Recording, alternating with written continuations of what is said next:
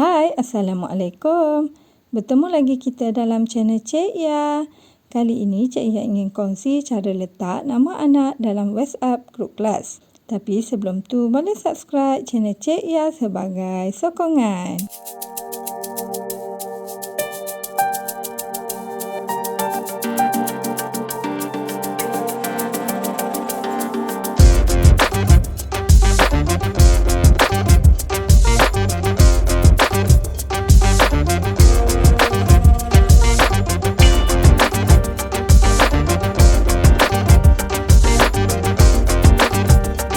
Okey, mula-mula untuk kita masukkan nama anak dalam WhatsApp grup kelas, kita perlu buka dulu aplikasi WhatsApp dalam telefon kita.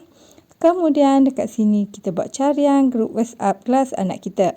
Bila dah jumpa, kita masuk grup WhatsApp kelas itu. Lepas tu kita klik nama grup dekat bahagian atas ni. Seterusnya keluar paparan macam ni. So, dekat bahagian sini, kita scroll ke bawah dan kita cari nombor telefon kita sendiri. Lepas tu, kita tekan Add Member tab yang ni. So, dekat sini pula, kita type nama anak kita. Lepas dah siap, kita klik simpan. So, nama anak kita dah pun ada dekat bahagian bawah nama kita ni. Ini adalah contoh jika kita hantar WhatsApp dekat grup kelas. Nama anak dah ada dekat bahagian bawah ni. Ini akan memudahkan guru untuk tahu ibu bapa siapa yang hantar mesej. Mudah kan? Itu sahaja perkongsian Cik Ya kali ini. Jumpa lagi next video. Bye.